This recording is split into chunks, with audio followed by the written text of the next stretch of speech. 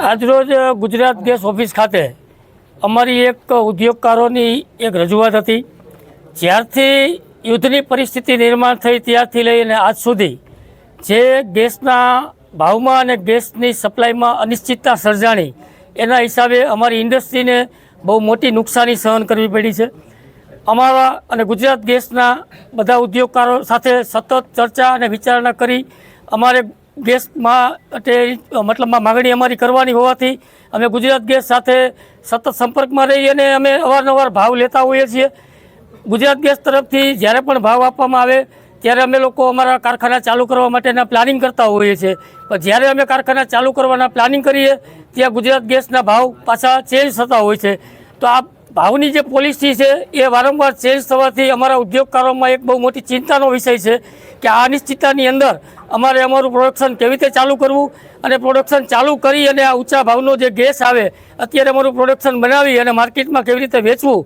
આજે ઊંચા ભાવથી ગેસ ખરીદી કરવો, આવતા મહિને પાછો ગેસનો ભાવ નીચો થાય, શું થાય એ અત્યારની પરિસ્થિતિ ઉપર કોઈ નક્કી થઈ શકતું નથી। એના માટે અમે આજરોજ અત્યારે ગુજરાત ગેસે આવેદનપત્ર આપ્યું કે જે 2 દિવસ પહેલાં જે અમને ભાવ આપવામાં આવ્યો હતો મે મહિનાનો, એ ભાવ હતો જ્યારે યુદ્ધ ચાલુ હતું, પણ ગત રાત્રિના રોજ જે સીઝ ફાયર થયું ત્યાર પછી ગેસના ભાવ અને ક્રૂડ ઓઇલના ભાવ જે આવ્યા છે એ નીચા ભાવ આવ્યા છે।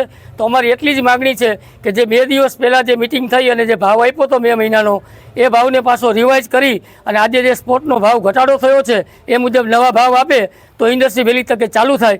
બસ આટલી જ અમારી ગુજરાત ગેસ પાસે માગણી હતી। અમારી 6 તારીખે ગુજરાત ગેસના અધિકારી ગાંધીનગરથી આવ્યા હતા, ત્યારે અંદાજે 80 રૂપિયા જેવો ભાવ અમને આપવામાં આવ્યો હતો, એ પણ મે મહિના માટે।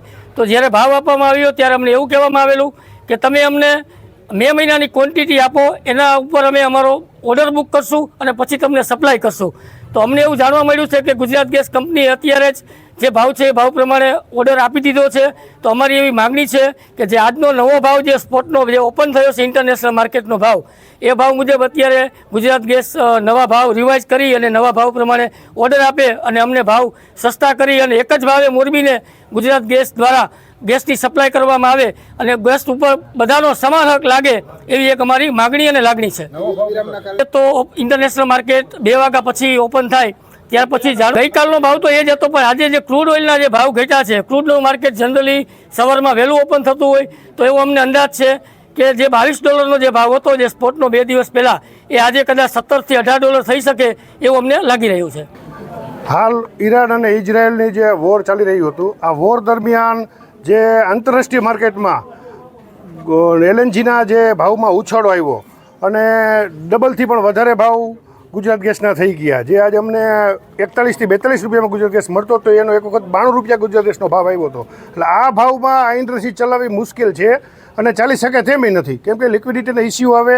એટલે આ ઇન્ડસ્ટ્રીને આમાંથી બહાર કાઢવા માટે ગુજરાત સરકાર અને ગુજરાત ગેસે આમાં ઘટતું કરી અને જેમ બને તેમ, હવે તો સીઝ ફાયર થયું છે, હવે આંતરરાષ્ટ્રીય માર્કેટમાં ડાઉન આવવાનું જ છે માર્કેટ, તો એ બધું સર્વાઈવ કરી અને આ ઇન્ડસ્ટ્રીને જીવંત રાખવા માટે, આમાંથી ઉગારવા માટે એકદમ રિઝનેબલ ભાવ કરી આપે તો જ આ ઇન્ડસ્ટ્રી આમાં સર્વાઈવ કરી શકશે। નહીંતર યુદ્ધનો મોટો માર આ ઇન્ડસ્ટ્રી ઉપર પડશે। આ 60,000 કરોડનું ટર્નઓવર ધરાવતી ઇન્ડસ્ટ્રી આજે 1 મહિનો બંધ રહી એટલે સ્વાભાવિક 5,000 કરોડનું આજે ઉદ્યોગનું જે ટર્નઓવર ઠપ થઈ ગયું।